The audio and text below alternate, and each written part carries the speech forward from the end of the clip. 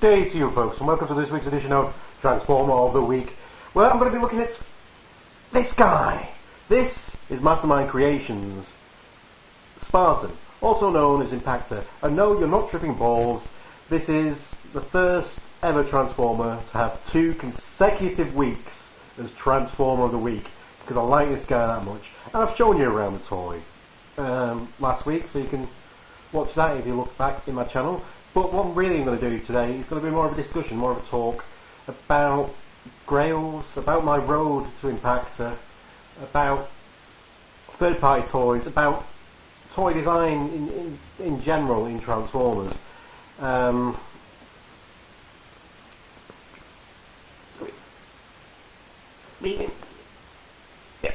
So now let's just hold this. Let's just hold the toy up for this.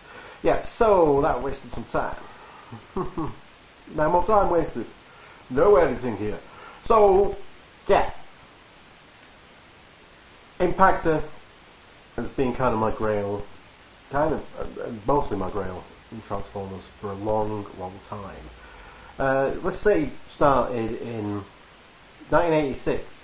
1986, Target 2006, was his first comic appearance, and he was this character, the leader of the Wreckers, no nonsense kind of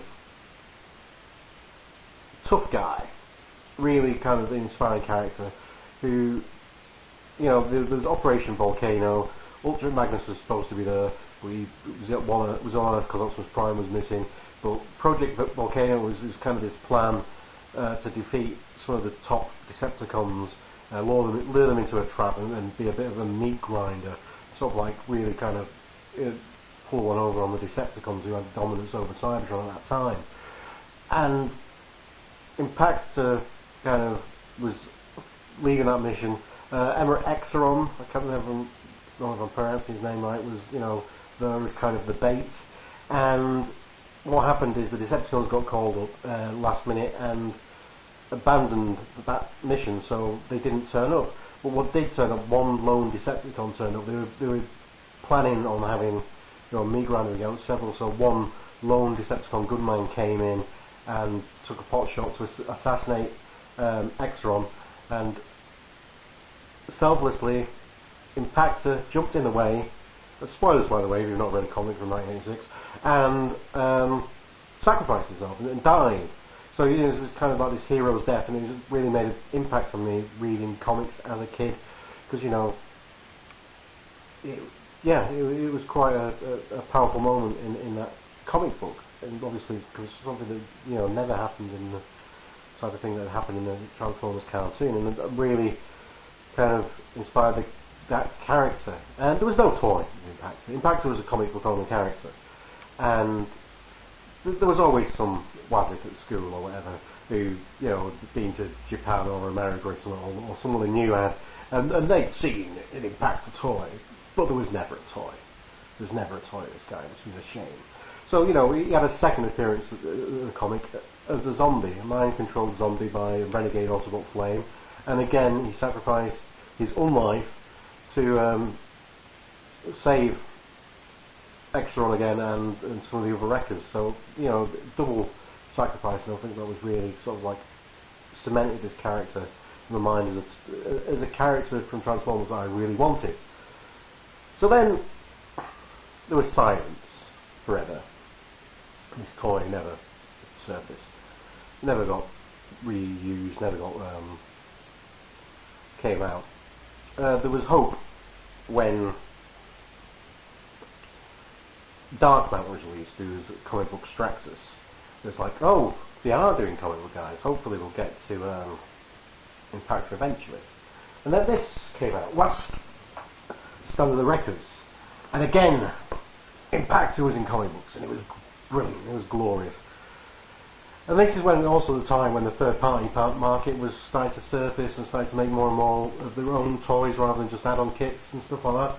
And Gear, who'd done a IDW Cup head to go with the Generations Cup with cigar and everything like that. So that was, you know, really good. And then they were moving forward to produce some more record characters, and they were going to be making Impactor loosely based on, well, a lot based on the Generations Warpath mould, and it was like quite exciting. But then the idea just kind of disappeared. So again, it was like another opportunity to own Impactor gone.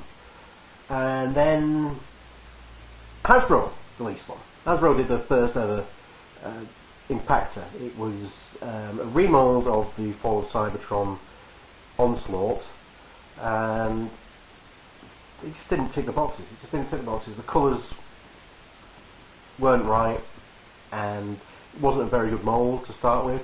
I don't think it had a release in the UK either, so that it was hard to get hold of, and not quite ticking all the boxes of what an Impactor toy was, wanted. So I didn't get it. And nowadays, if I wanted to get an official Hasbro Impactor today, just check on my pin phone the eBays. So if I wanted to get one today, there's one here, $29.99 plus £6. Okay, postage packaging doesn't really tick the box. £6 postage packaging, and then the next one available is £66, which is verging on around the same price that I paid. Well, this is massive, and that would just be a deluxe class toy. Actually, you can get £75 for this one on eBay buy it now. Cough, cough, cough. So yeah, I didn't get that one. And then another I can't remember the name of the third party company, but the version of Impactor, again, it was deluxe size. It's called Firing Pin, and it actually could shoot pellets out of his shoulder gun. Again, it was quite nice looking. The prototype, the grey prototype, was actually an auto assembly 2014, but we've not heard anything of it since. It was like it was prototype was ready, it was good to go. I heard nothing from it. But at 2014 as well, the third party panel was CGI render of this guy, who now has eventually come out. And it's brilliant.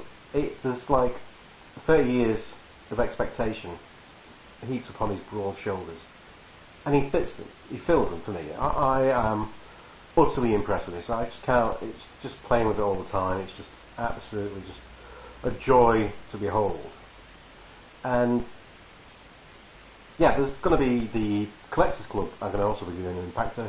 Again, it's a remold of Combiner Wars Rook.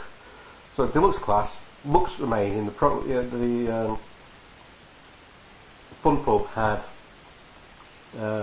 it on display at Roll Call this year, and it does look great. However, I'm not a member of the Transports Collectors Club, so you'd have to be on the subscription service. So I'd have to join the Collectors Club. I'd have to join the subscription service, which costs quite a fair bit of money.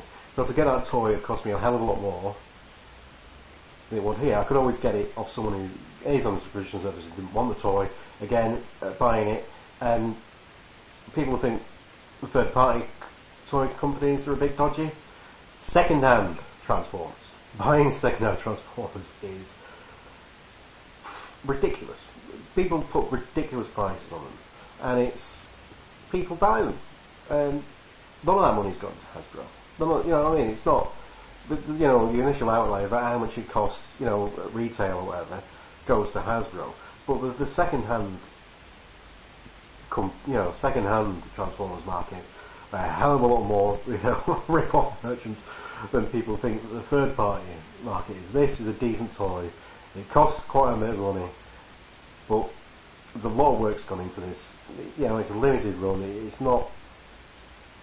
These companies don't have the same budgets as someone like Hasbro for actually being able to produce toys. So that's what I really like it, and that's why I've really got into the third-party toys late, because they make good quality products, and you know, compared to like if I want, you know, if I want a specific toy, and it, you know, I want to get it second hand. It's just no.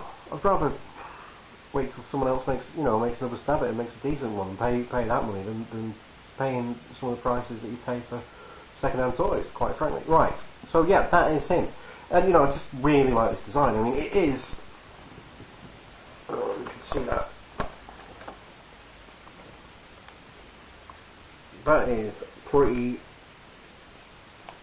spot on for his comic book appearance. And it's kind of like, the look of this is the Robot. It's got several things that you see in kind of generic Transformer body types. He's got that kind of car boob thing going on that you know, you associate with the likes of Prowl and stuff like that. But then he's also got a lot of other things. I mean, if you look, what I found is the different details in the chest, big chunky legs. Kind of reminds me a bit of kind of a Dinobot body type.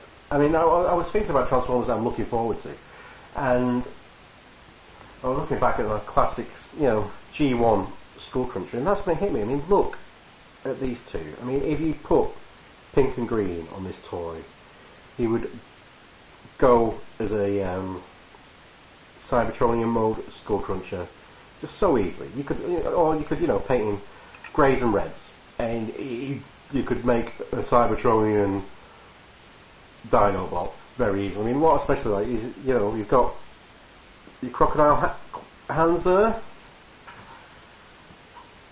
You've got your bits of, you know, dinosaur feet there. Bulldozer blades on the elbows. It all keys up. Yeah, it all keys up in design-wise for me. I think that's just lovely. I just love that. And this toy is brilliant. So yeah, like I said, Grail, 30 years waiting, and I've got it now.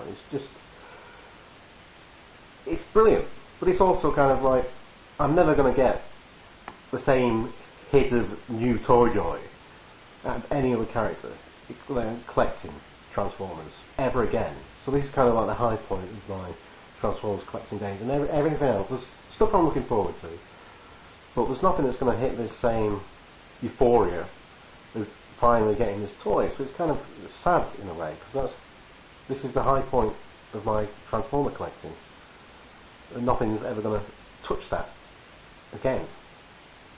But you know, because I'm a one Grail kind of guy, and my Grail has always been something mythical, like the actual Holy Grail, you know what I mean? It's always been something that didn't exist, and now it exists, and now I have it, and that's it. Transformer of the week, Transformer of the month, Transformer of the year, Transformer of the lifetime, Impactor. Till next time, be excellent to each other. Party on, dudes!